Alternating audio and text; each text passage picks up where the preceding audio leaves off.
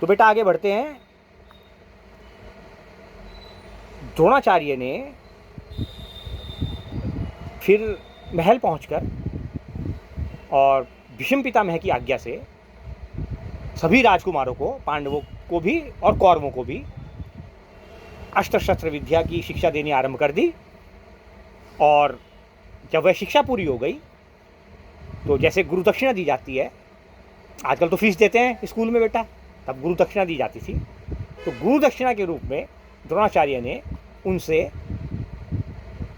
पांचाल राज द्रुपद को कैद करके लाने का जो है ये कहा कि मुझे पांचाल राज को कैदी बनाकर अपने सामने चाहिए। ये कहा कि गुरु दक्षिणा, यही मेरी गुरु दक्षिणा है। तो पहले तो उनकी आज्ञा लेकर के दुर्योधन और कर्ण द्रुपद को कैद करने के लिए गए पांचाल। लेकिन द्रुपद भी कोई साधारण राजा तो था नहीं भाई, पांचाल नरेश था। तो इन सबको उसने युद्ध में परास्त कर दिया और परास्त करके इन्हें बंदी बना लिया। ये जिसे बंदी बनाने गए थे उसने ही इन्हें, धृतराष्ट्र के पुत्रों को, कौरवों को कर्ण समेत बंदी बना लिया। फिर जब वापस नहीं आए और खबर मिली हस्तिनापुर में कि कौरवों को भी बंदी बना लिया और कर्ण को भी बंदी बना लिया द्रुपद ने, तो पांडवों को भेजा गया छूड़े द्रुपद को बंदी बनाने के लिए और कौरवों को छुड़ाने के लिए। समझा बेटे? कौरवों को छुड़ाने के लिए और द्रुपद को बंदी बनाने के लिए द्रोणाचार्य ने पांडवों को आज्ञा दी। तो क्या हुआ? तब अर्जुन ने पहले पांचाल राज की सेना को तहस नहस करा और उसके बाद केवल द्रुपद को ही नहीं, उसके सेनापति और मंत्री को भी कैद कर लिया और आचार्य गुरु द्रोण के सामने ला करके खड़ा कर दिया, एक तरह से पटक दिया। मतलब सीधा सीधा ये कहो, अर्जुन ने उन्हें सबको छुड़ा लिया, द्रुपद को हरा दिया, उसे कैद कर लिया, उसके सेनापति को कैद कर लिया और उसके मंत्री, प्रधानमंत्री को कैद कर लिया और लाके पटक दिया गुरु के चरणों में। ये लो महाराज, ये पकड़ो, द्रुपद को भी, इसके सेनापति को भी, इसके मंत्री को भी। अब द्रोणाचार्य ने मुस्कुराते हुए, तो जब खुशी होगी ना पूरी जबरदस्त, ऐसे होता है, तो द्रोणाचार्य ने मुस्कुराते हुए उससे कहा, कहो द्रुपद, अब क्या किया जाए तुम्हारा? इसमें कुछ और लिखा हुआ है, मैं तो एक साधारण भाषा में बता रहा। तुम तो कह रहे थे लड़कपन में हो जाती है दोस्ती, ऐसे ही मैंने कह दिया होगा और तूने मान लिया होगा। तेरे शब्द हैं कि लड़कपन में तुम्हारी हमारी मित्रता थी नहीं, तो ये लड़कपन में ही हो गया बस, मैंने भी खेल खेल में भेज दिया इसको। अब तुम राजा बन गए तो तुम अभिमानी हो गए और भूल गए कि तुमने किसका अपमान किया है ना, तुमने अपने मित्र का अपमान किया था और तुमने कहा था कि राजा का ही राजा के साथ मित्रता कर सकता है। तो अब तुम तो कहीं के राजा रहे नहीं, तुम तो मेरे कैदी हो, राजा मैं हूं, तुम भिखारी हो। अब तुम्हारे साथ क्या करना चाहिए, अब तुम ही बता दो। ठीक है, अब पासा पलट गया। तो मैंने तुम्हारा राज्य इसलिए नहीं छीना कि मैं तुम्हारा राज्य छीनना चाहता था, मैं तुम्हारा राज्य इसलिए छीना कि मैं तुम्हें सबक सिखाना चाहता था। द्रोणाचार्य ने द्रुपद से कहा, अब मैं तुम्हें मित्रता का पाठ पढ़ाता हूं,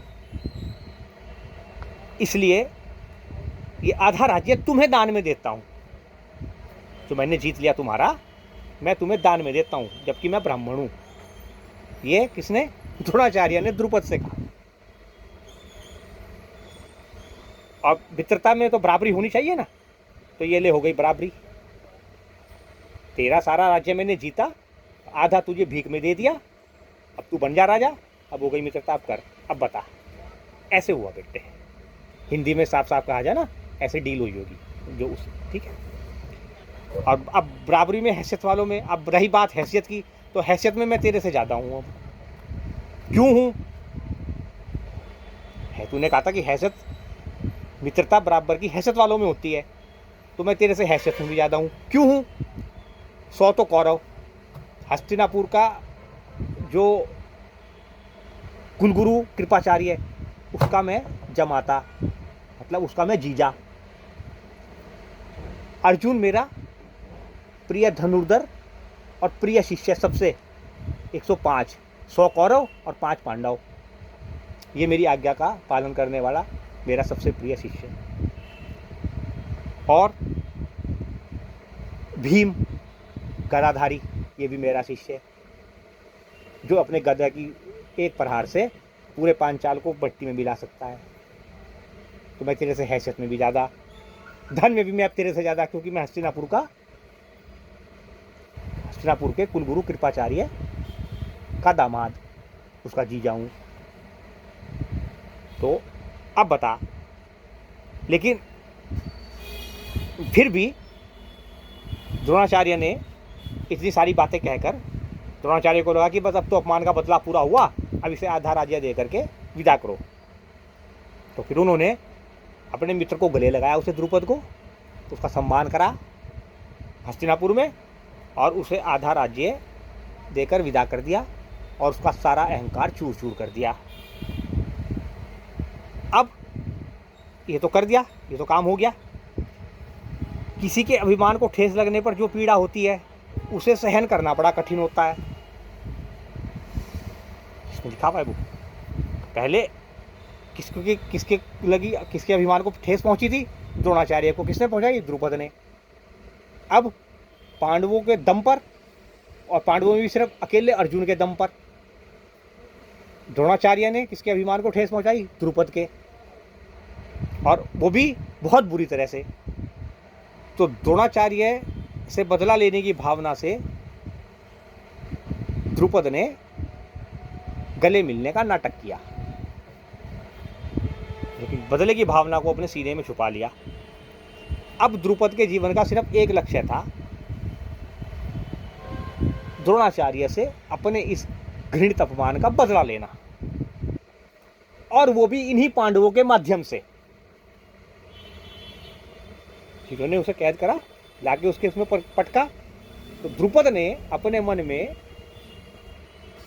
ये निश्चय करा कि इससे द्रोणाचार्य से अपने अपमान का बदला लूंगा और इन्हीं पांडवों के दम पे लूंगा जिन्होंने मुझे कैद करा। समझ गया? उसने कहीं कठोर व्रत करे, बहुत कठोर व्रत करे, तपस्या करी जमकर जंगल में जाकर के पूरा, और अग्निदेव को प्रसन्न करा। साहब, अग्नि को प्रसन्न करा, मतलब इतनी कठोर तपस्या करी, अग्नि को प्रसन्न कर लिया, और अग्नि से प्रार्थना करी कि मुझे एक ऐसा पुत्र चाहिए जो द्रोणाचार्य का वध कर सके। तो प्रसन्न करने के बाद, पहले ऐसे मंत्र थे ना, प्रसन्न कर सकते थे उस युग में, प्रसन्न आज भी प्रसन्न कर लेते हैं, ऐसा नहीं है। प्रसन्नता ही तो है, ये अग्नि तो है बेटा, जिससे सारा चल रही, बसें चल रही, ये चल रही, वो दौड़ रही, सब फॉसिल फ्यूल कहाँ से आ रहा? तो जमीन से ही आ रहा, ठीक है ना। तो आज भी, आज तो अग्नि को मानव नहीं प्रसन्न कर लिया, लेकिन उस समय कोई खास कर पाता था, ऐसा समझना चाहिए। तो और खाली ऐसा ही नहीं, खाली इतना ही नहीं चाहिए मुझे, उसने अग्नि से प्रार्थना करी, देव से, अग्निदेव से फिर प्रार्थना करी कि केवल एक पुत्र नहीं चाहिए, एक पुत्री भी चाहिए, एक पुत्री ऐसी चाहिए जिसका विवाह अर्जुन से करूं, है ना। और अर्जुन से उसका विवाह करने के बाद अर्जुन को अपना जमाता बनाऊं और इस द्रोणाचार्य का वध करवाऊं उसी के हाथों। ऐसी कामना करी, और एक यही नहीं करी, उसने कहा जिस राज्य में मेरा जिसके कारण अपमान हुआ, तीसरी कामना, उसका भी बदला मैं लूंगा अग्निदेव। उसके लिए मुझे एक जो है ना पुत्र ना पुत्री, उन दोनों के बीच का चाहिए, नपुंसक। एक पुत्र चाहिए, एक पुत्री चाहिए, एक नपुंसक चाहिए।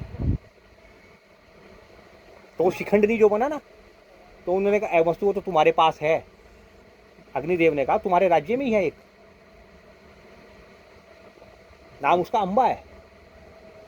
जाओ और जाकर मिल लो, तुम्हारी तीसरी कामना भी पूरी हो जाएगी। वही शिखंडिनी है। तो शास्त्रों को ऐसे समझा जाता है बेटा। अब बाकी कहानी थी ना जो अधूरी रह गई थी, वो यहाँ पर आके पूरी हुई। अग्निदेव को प्रसन्न करा, और प्रसन्न करने के बाद द्रुपद ने कहा कि अब बदला लूँगा इस द्रोणाचार्य से, जिन्होंने मुझे कैद करा उन्हीं के माध्यम से।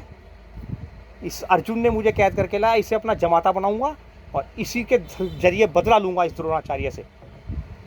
और एक पुत्री चाहिए ऐसी जो इससे विवाह करे अर्जुन से, और एक ऐसा चाहिए जिस राज्य में अपमान हुआ, जिसके कारण हुआ। कारण किसके हुआ था? भीष्म पितामह को कोई हरा नहीं सकता था, उन्हें इच्छा मृत्यु का वरदान था जो भीष्म का वध कर दे। ये सारी कामनाएं करी उसने, द्रुपद ने, अग्निदेव के सामने, और पूरी करी।